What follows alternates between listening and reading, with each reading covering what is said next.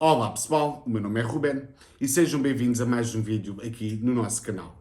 E hoje vamos falar sobre O Admirável Mundo Novo do Aldous Huxley. O Admirável Mundo Novo foi escrito em 1931 e foi publicado em 1932. Este romance é o mais conhecido do romancista, escritor e crítico Aldous Huxley. O Admirável Mundo Novo é uma distopia e, como vocês já sabem, a distopia é um subgénero da ficção científica, permite então aos autores identificar e criticar problemas na sociedade atual e vão poder exacerbar esses mesmos problemas no futuro. Basicamente, vão criticar a situação atual de uma forma mascarada de ficção. Mas, infelizmente, esse futuro muitas vezes não está tão longe quanto isso. Entre outras coisas, o autor aqui vai criticar o progresso da ciência, não a ciência propriamente dita, mas a ciência aplicada ao homem. A nossa história vai desenrolar-se em Londres, no ano de 632 depois de Ford. Henry Ford, o fundador da Ford, da marca de automóveis. Nesta sociedade substituíram a religião pelo Fordismo,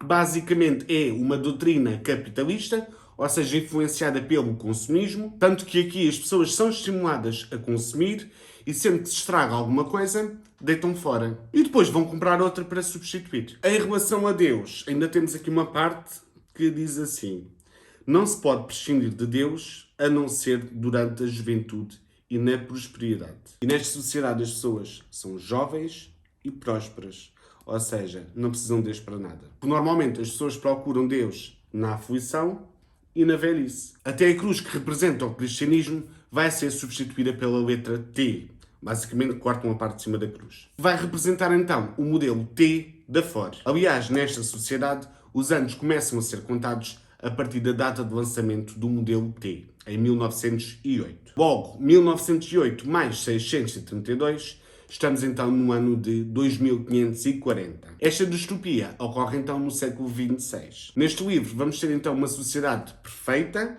onde toda a gente é feliz. Onde as pessoas são previamente programadas antes do nascimento. E ainda onde o Estado pode controlar a natalidade e a função de cada um dentro da sociedade. A reprodução natural foi abolida, dando lugar então à reprodução em laboratório. Sim, as pessoas aqui nascem de proveta, são criadas em laboratório. E não é que o sexo aqui seja proibido, muito pelo contrário.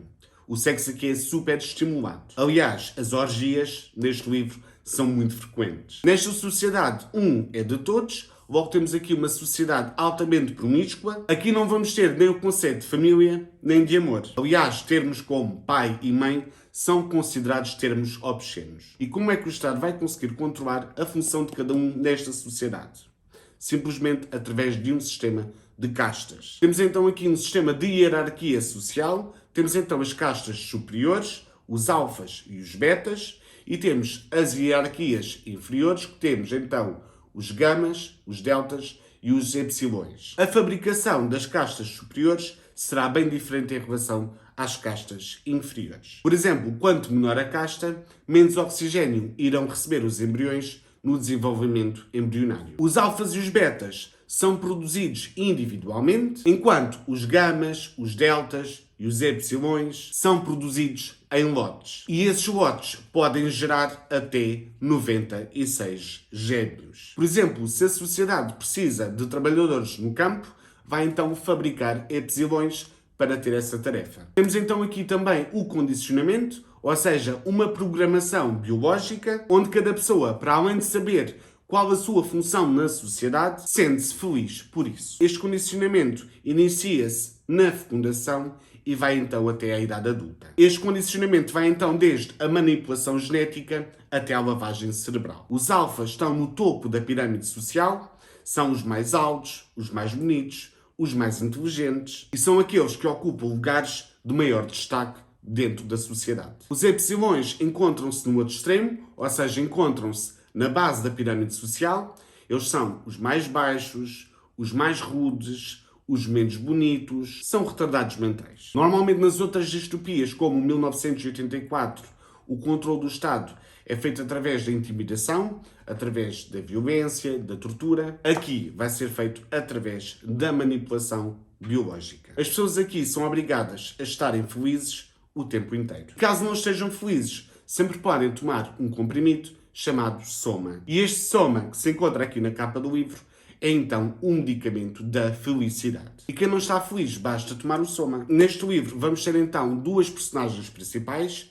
Mais de metade do livro vamos ter Bernard Marx. Bernard Marx é um psicólogo, é um especialista em hipnopédia. A hipnopédia é basicamente um método de lavagem cerebral que consiste então em gravações que as crianças vão ouvindo enquanto estão a dormir. Bernard Marx pertence então à casta alfa, à casta mais alta, e que não concorda muito com aquilo que se passa aqui nesta sociedade. Normalmente encontramos nas distopias que encontramos sempre uma personagem que vai olhar para a sociedade e vai ver que não está tudo tão bem quanto parece. Ele trabalha então no Centro de Incubação e de Condicionamento do Monte Central. Este centro é onde as pessoas são condicionadas e criadas em laboratório desde a fecundação até à idade adulta. A outra personagem principal é o John, o selvagem, que vive então na reserva de selvagens. E esta reserva de selvagens encontra-se fora do Novo Mundo, onde as pessoas são basicamente como nós. Onde há família, onde há pai, onde há mãe, onde há monogamia e onde as pessoas envelhecem. Ainda não tinha referido, mas as pessoas no Mundo Novo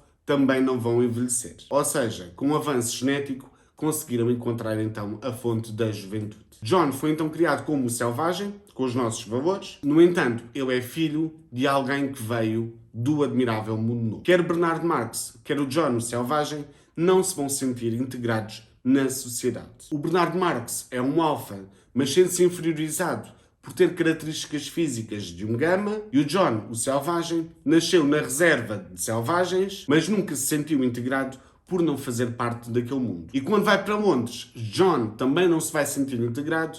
Porquê? Porque foi criado pelos selvagens. Aqui também vamos ter a personagem Lenina, vai ser a personagem feminina. Ela é uma beta, mas também vai andar vestida de gama. Na minha opinião, o Bernard Marx só foi contra esta sociedade porque ele não era visto pelos outros como um alfa. Até falavam sobre ele, vou-vos ver aqui um certo, alguém a falar sobre ele.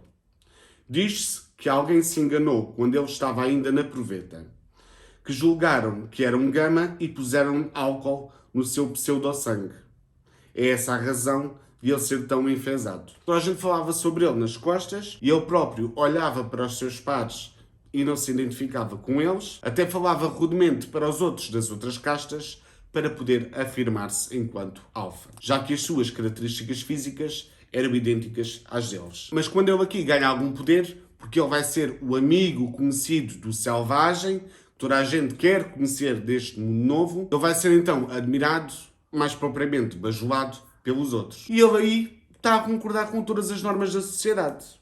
Uma pequena contradição, não? Este livro é realmente muito bom. Vocês podem reparar o quanto eu marquei do livro. O desfecho do livro é imperdível, mas como já sabem, em qualquer distopia clássica, a sociedade vai se manter tal e qual como já estava. Aqui as partes mais chatas do livro podem ser a parte inicial, ou seja, a parte da descrição do centro de incubação e de condicionamento. A outra parte pode ser não tão chata, mas um bocadinho mais complicada, para quem não conhece a obra de Shakespeare, porque o John vai citar muitas vezes Shakespeare. Para além do Mundo Novo, eu comprei o Regresso ao Admirável Mundo Novo. Porquê? Porque eu pensava que o Regresso ao Admirável Mundo Novo era a continuação do Admirável Mundo Novo, mas não é. O Regresso ao Admirável Mundo Novo é um conjunto de ensaios. Neste livro de ensaios temos então um conjunto de ensaios, não é?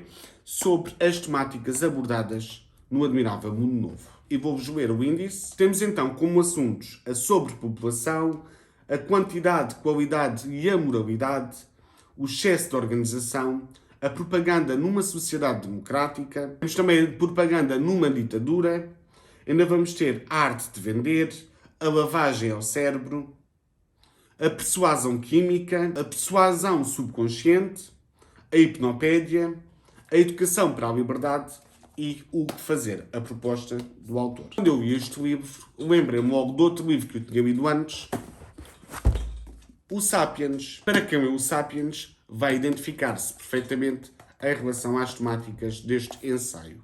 E não estou a falar da parte inicial, estou a falar mesmo da parte da revolução científica. E como sabem, o Sapiens tem continuação, o Homo Deus, que vai falar bastante sobre a revolução científica nos dias de hoje. Até vos vou ler a contracapa. A história começou quando os homens inventaram os deuses e terminará quando os homens se transformarem em deuses. E no Admirável Mundo Novo, os homens já são os deuses. Eles são os responsáveis pela criação. Espero que tenhas gostado do vídeo, deixar o teu gosto. Até à próxima.